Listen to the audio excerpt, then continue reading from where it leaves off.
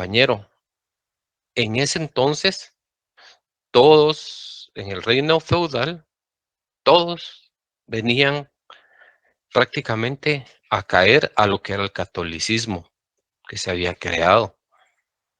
Y especialmente en España, el catolicismo era, puchica, lo, era la religión que ellos practicaban. Juntamente con ello, pues venía la Inquisición.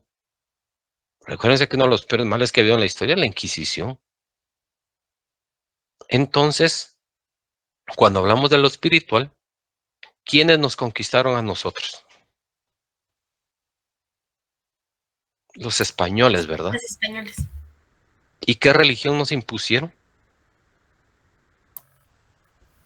Catolicismo. La católica, correcto.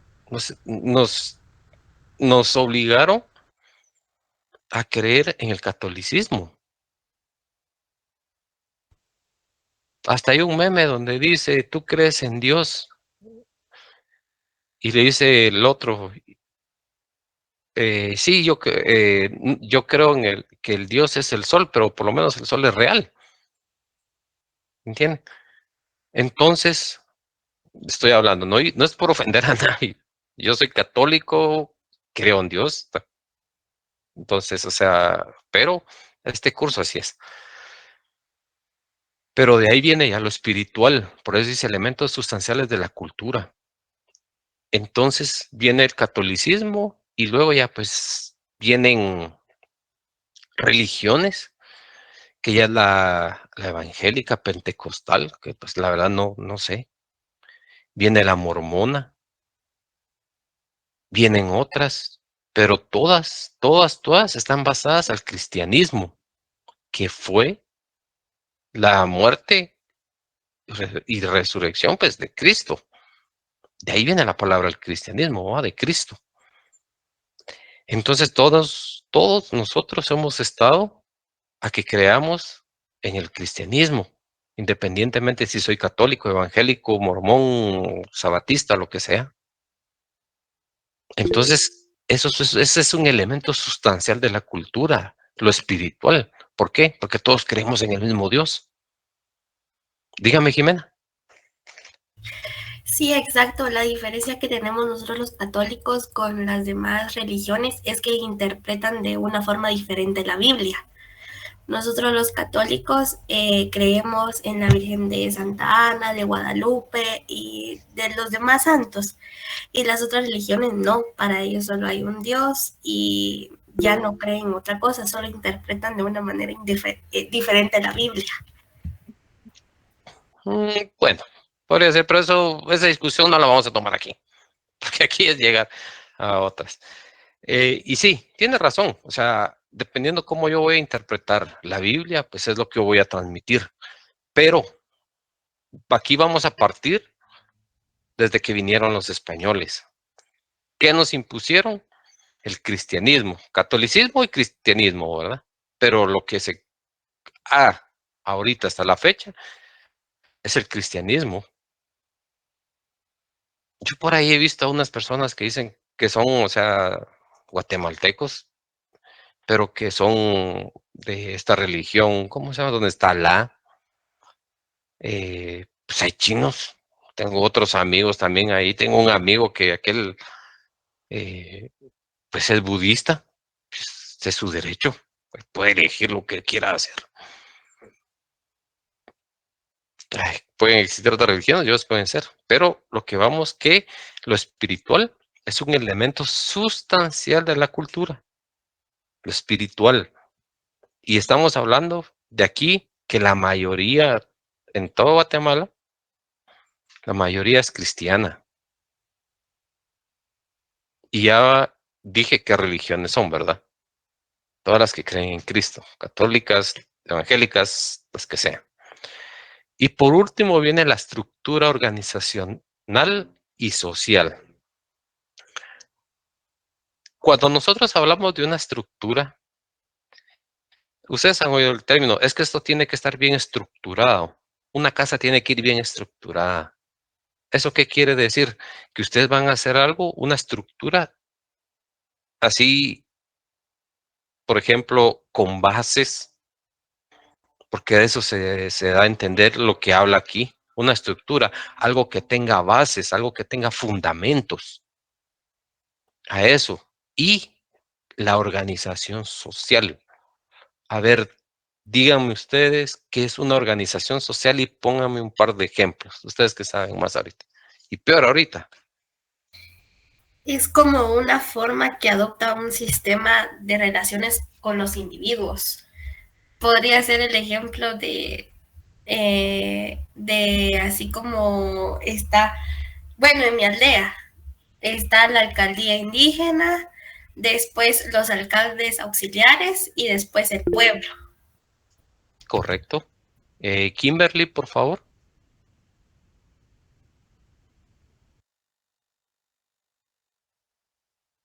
Con el fin de obtener el resultado, una organización social. Vean, la estructura ya lo dijimos, tiene que ser algo fundamentado. Sus cimientos tienen que ser sólidos. No estoy hablando de cimientos de casa.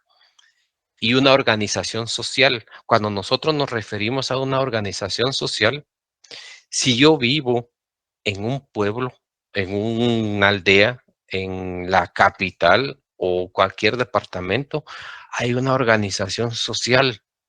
Primero se rige, por ejemplo, en Guatemala, primero está el presidente, vicepresidente, congreso y los demás.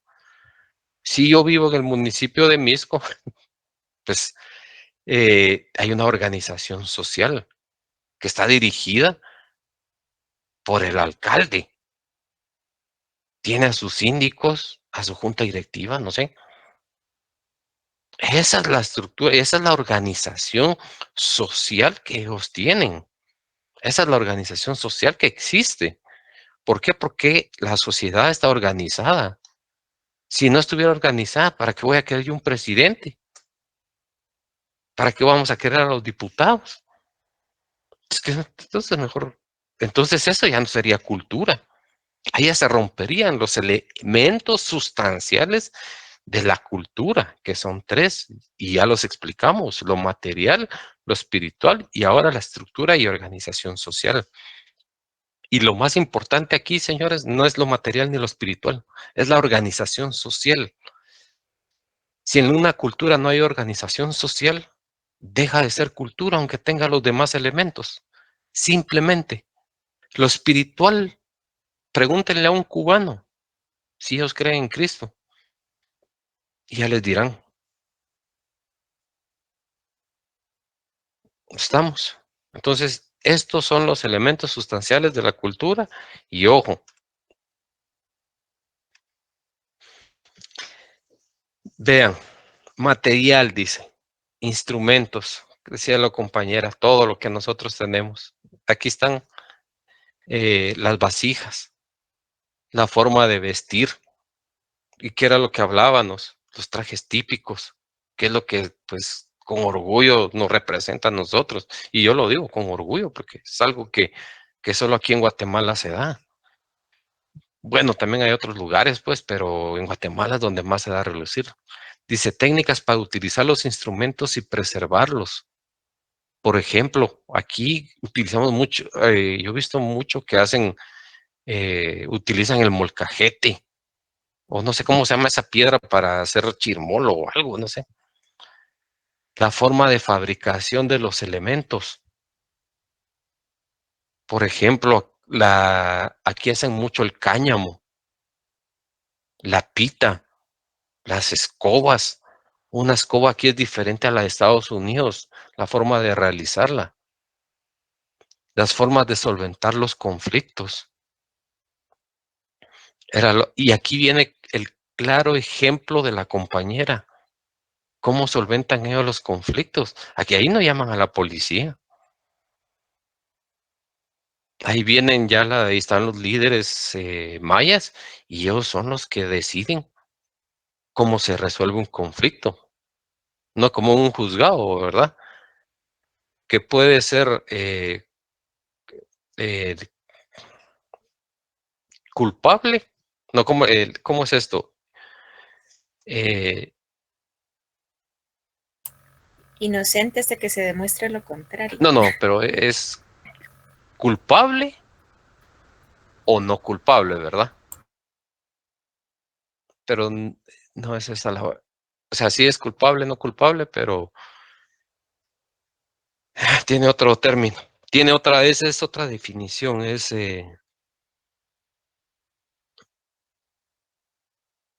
no culpable, pero no es inocente. ¿Cómo se llama ese? Presunto. No culposo. No, es que es no culpable Hasta y que culpable. sea vencido, escuchado en un No, juicio. sí. O sea, sí tiene que sí, obviamente. En un juzgado no tiene que ser escuchado. No, citado, escuchado y vencido. Eso es un juicio. Pero vamos a que no es. Espérame la palabra.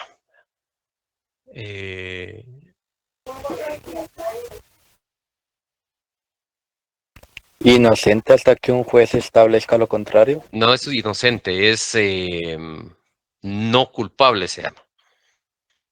¿Es culpable o no culpable? No sé si me refiero. Porque inocente, si ustedes se van a términos jurídicos, no existe. Es no culpable. Es, por ejemplo, cuando ustedes ya vayan bien, vean, yo les voy a dar clases de matemática 1 y matemática 2. En la matemática aplicada utilizamos hipótesis. En una hipótesis se acepta, no se rechaza, se acepta y no se rechaza, ¿verdad? Pero nunca se dice, por ejemplo, era lo que yo le decía, no es inocente, es no culpable, ¿verdad? O sea, simplemente culpable y no culpable. Porque inocente, véanlo y ahí van a ver esto, ¿es culpable o no culpable? Pero bueno, ese es otro tema.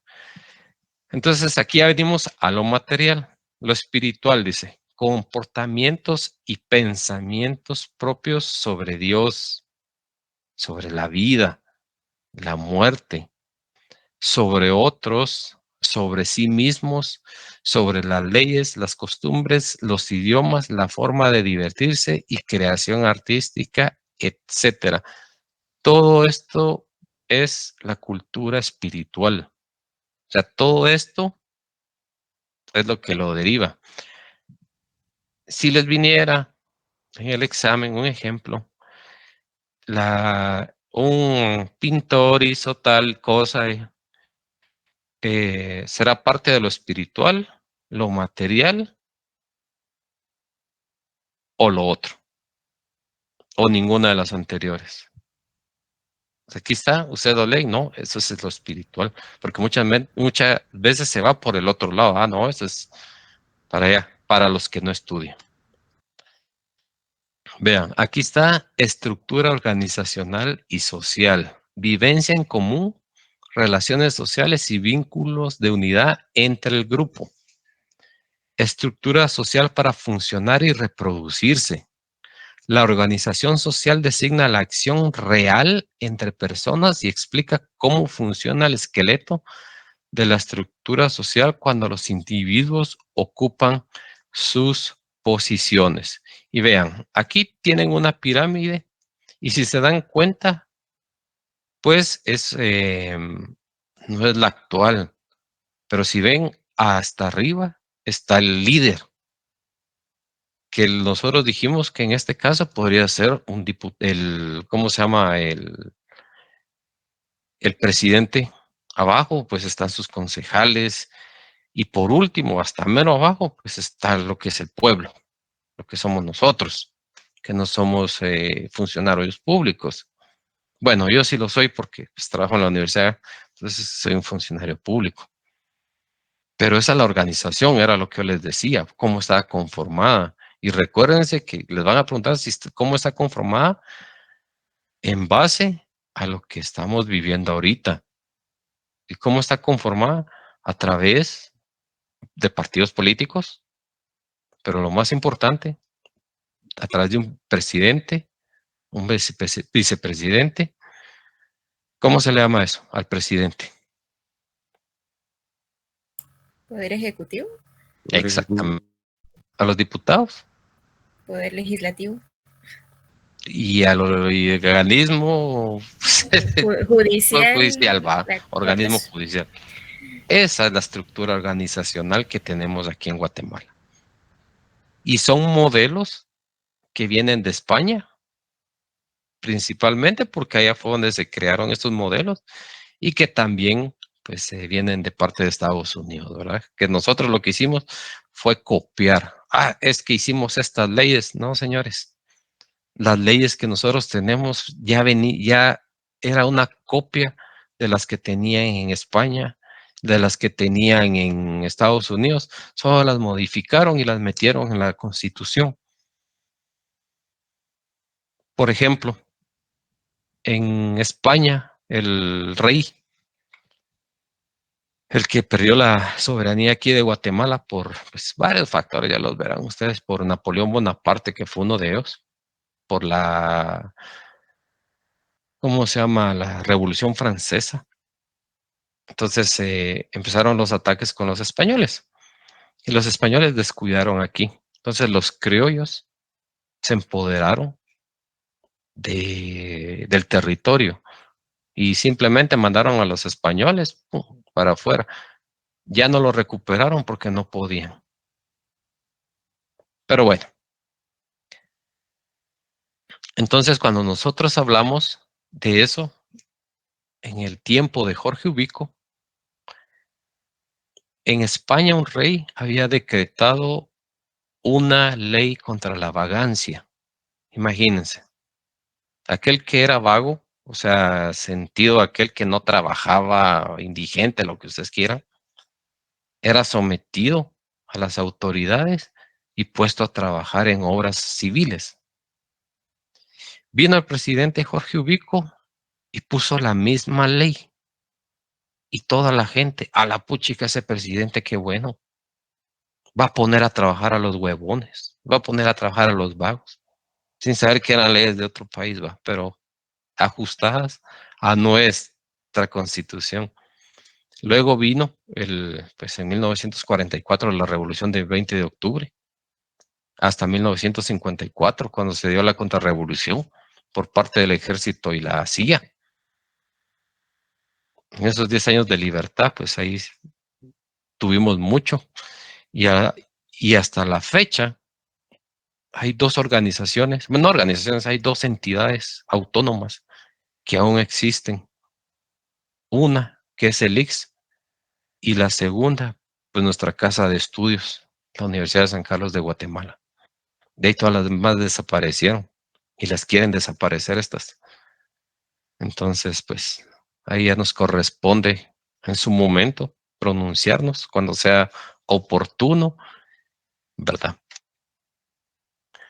Dice la cultura ideal y la cultura real. Vamos a ver, alguien que me ayude a leer, por favor.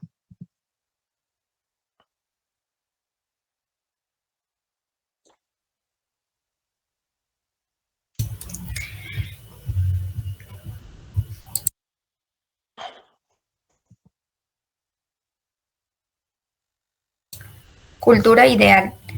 Leyes, normas y señalan cómo debería ser la conducta cultural. La cultura real.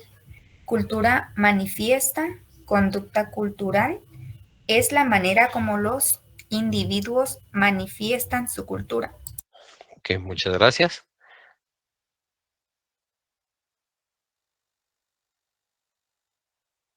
Ya vamos a terminar. Vea. Aquí hay algo muy importante. Dice, ¿cuál es una cultura ideal? Hay leyes. ¿Y cuál es una cultura real? Una cultura que se manifiesta. La cultura ideal, por ejemplo, cuando nosotros hablamos de leyes, pues es algo que, por ejemplo, a nosotros nos imponen. Era lo que nosotros decíamos, tenemos un organismo. A ver, dígame, ¿qué es una norma?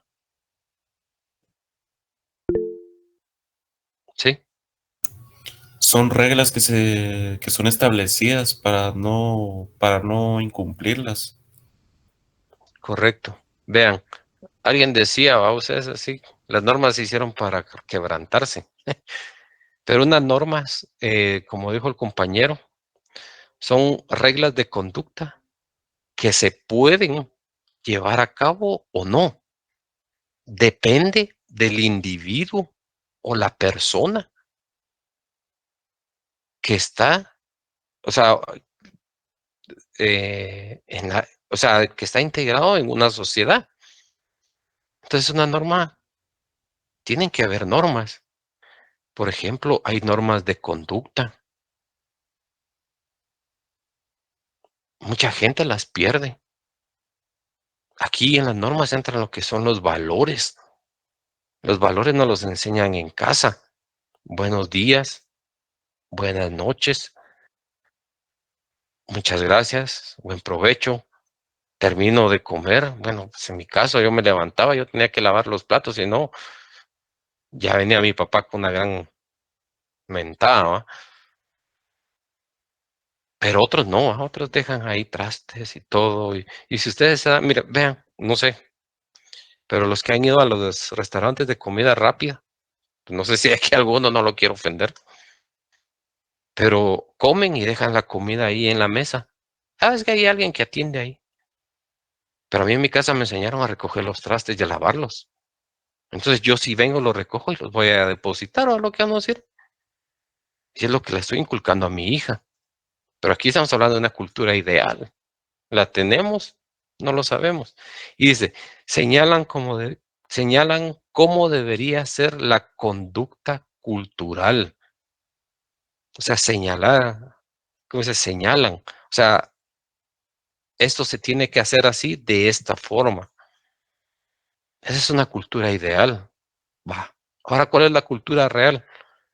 Cultura manifiesta. A ver, alguien que tenga el concepto de esto de cultura manifiesta, a ver qué dice.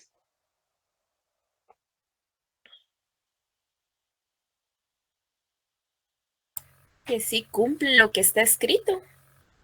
Ok, exacto. Conducta cultural.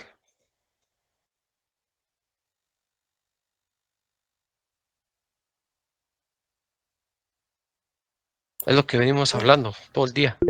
Se regula por las ideologías que tengan en el espacio que estén habitando. Exactamente. Ya tenemos aquí el caso de la compañera. Dice, es la manera como los individuos manifiestan su cultura. Entonces, por ejemplo, si yo tengo una cultura, la voy a manifestar de la forma que a mí me plazca.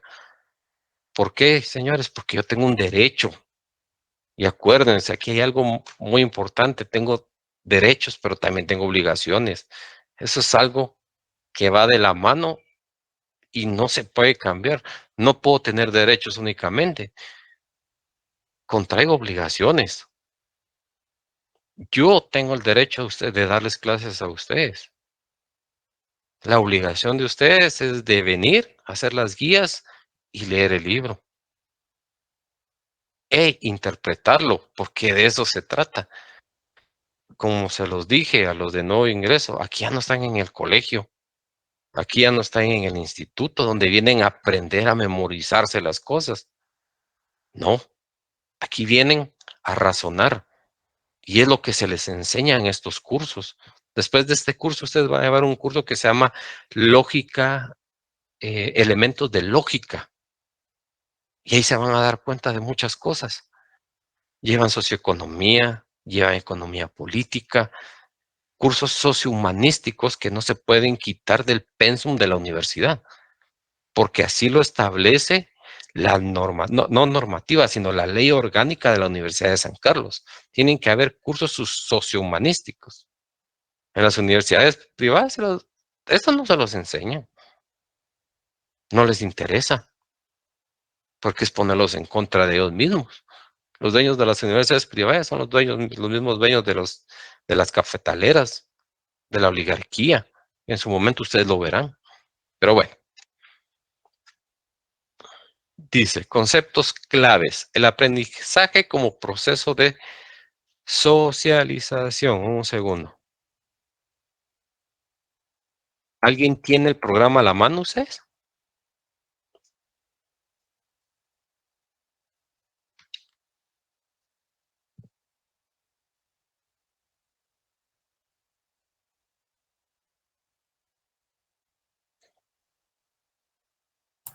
Yo creo que no lo ha compartido, Lick, o yo no lo tengo. Si no, yo se los voy a compartir. Aquí está, curso requisito ninguno, objetivo general. Primera unidad.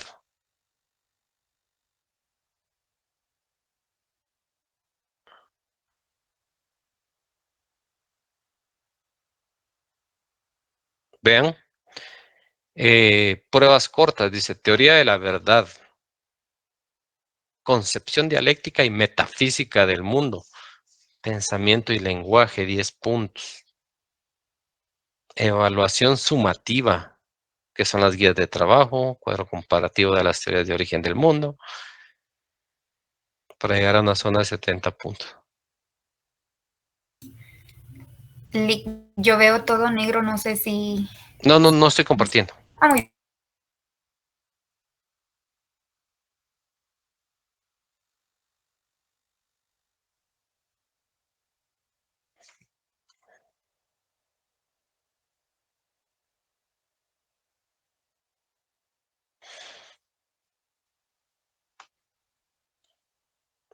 Vean, entonces, como aquí vamos por cursos, dijo aquel, vamos a... Les voy a dejar la hoja número 2, la guía 2, porque hasta las 5 es la que nos interesa. Solo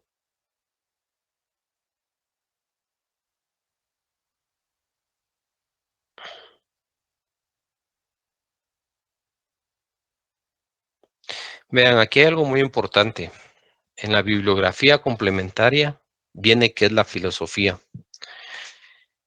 Esto es algo muy importante para ustedes, para su examen. Entonces, por favor, ponerle mucho coco a esto.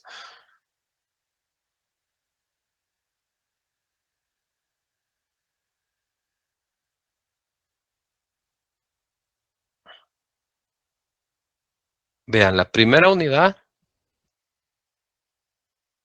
consta de 4 guías, cuales ustedes tienen que resolver y al final de resolverlas, pues son 10 puntos netos los que ustedes tienen ahí. Adicionalmente, todas las comprobaciones de lectura que a ustedes se les van a hacer. Y los exámenes, por supuesto. Entonces, alguien que tenga duda ahorita de lo del curso.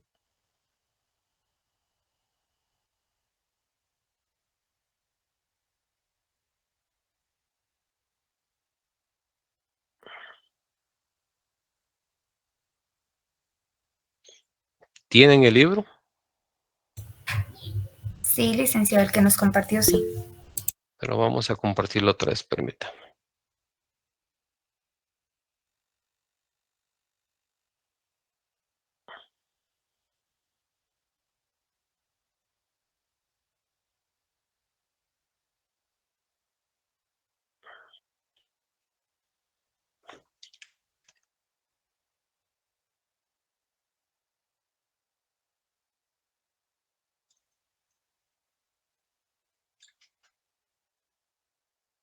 Vean, compañeros, un consejo para los nuevos.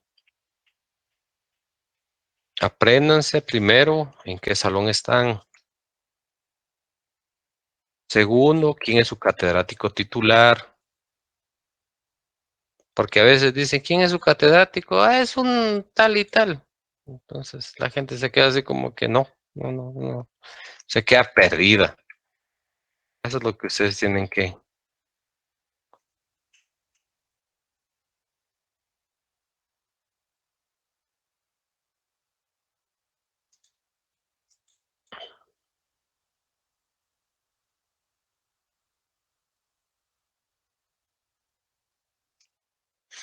Como les dije, aquí no No, ¿cómo se llama? No, no es necesario ponerle al trabajo. Únicamente se trae carátula, no hay ningún inconveniente.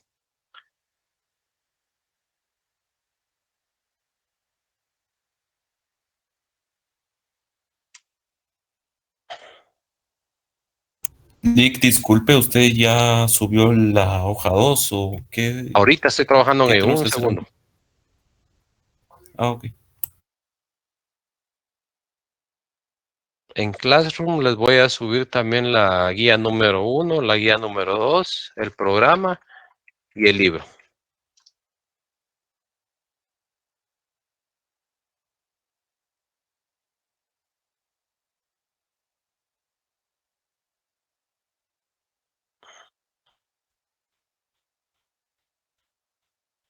Solo dentro de un ratito sí les voy a pedir favor de que enciendan sus cámaras porque sí las tengo que...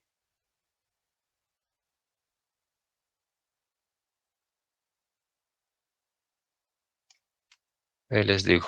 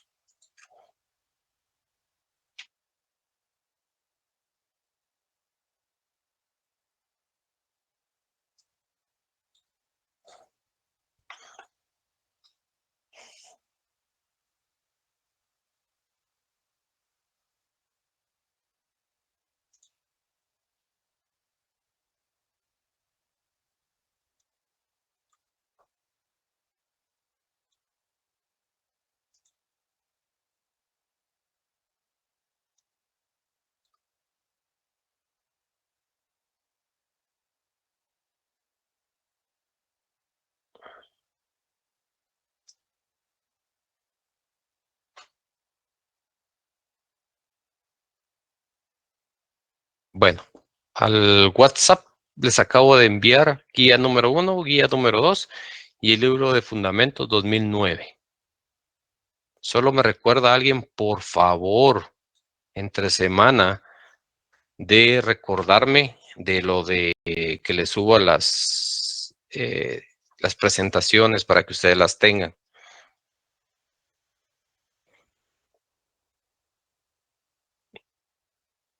¿Sí recibieron la información? Sí, Lick, todo está bien. Bueno, entonces vean, es necesario que para la próxima semana sí tengan ustedes realizada la hoja número 2 y va a ser igual domingo a las 10:29 a.m. Un minuto antes de que termine la clase. Segundo, para los que acaban de ingresar al curso, aquí está la guía número 1 y guía número 2. Igual tienen una semana para hacer cada una. Las guías no son largas, son cortas, están aquí en el libro y también en las presentaciones. Por eso es necesario que mañana, el miércoles, alguien me escriba aquí en el grupo y me ponga que haga favor de subir las presentaciones. Pero eso va a ser hasta el día miércoles, porque mañana tengo unas auditorías y unas audiencias y el martes tengo reunión con el grupo de trabajo de la universidad. Entonces no voy a poder estar disponible. Bueno, compañeros, si fueran tan amables de encender sus cámaras, por favor.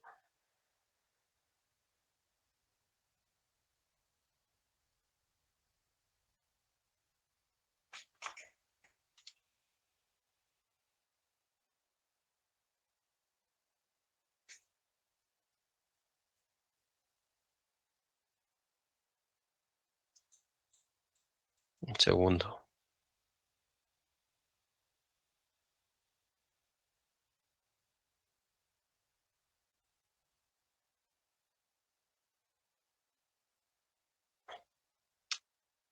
Ahí estamos ustedes.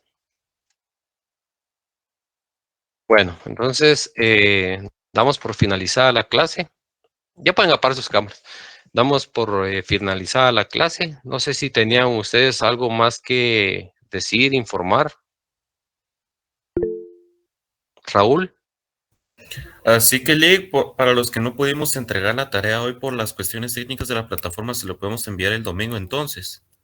Sí, eso fue lo que les dije, que ustedes tenían una semana para realizarlas.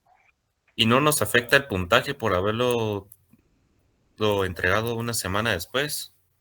Bien. Sí. A ver, alguien que le diga al compañero qué fue lo que dije. Dijo que como nosotros no estábamos enterados de las guías, podíamos entregarla una semana porque iba a ser parejo con todos. Exactamente. Y no va a afectar el punteo. Es que vean, ustedes no les puede afectar el punteo, es lógico. O sea, si no pudieron entrar a la plataforma y solo tienen acceso o sea, no tuvieron acceso y pedirles algo con un punteo bajo, o sea, ¿qué clase de catedrático sería? No, aquí todos, por eso les digo, aquí todos somos equitativos. Entonces, si la otra semana obviamente no la entregan a tiempo, pues obviamente sí, pues no va a tener el punteo. Pero aquí, por eso les estoy dando una semana para que hagan las guías. Sí, Karina.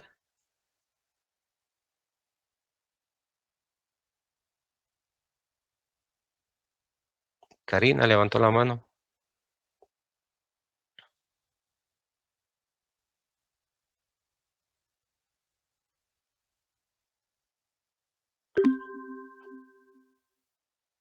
Bueno, compañeros, entonces, como ya es hora,